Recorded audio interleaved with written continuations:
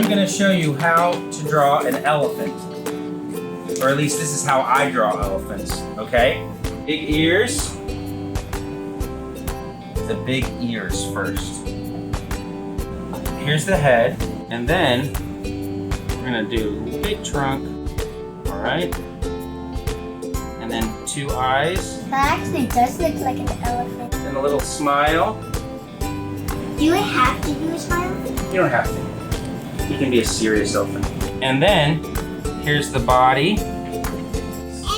Look, 1 leg, 2 legs. 3 legs, 4 legs, and then you connect it there. Awesome. Feet. Yeah, just like that, Adele.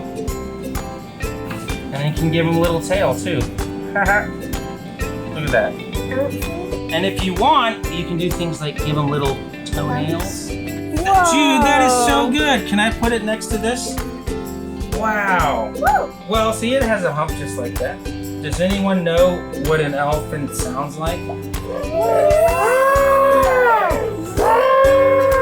you're sort of doing Do you know that elephants also pick up things with their trunk? There you go, dude. Good job.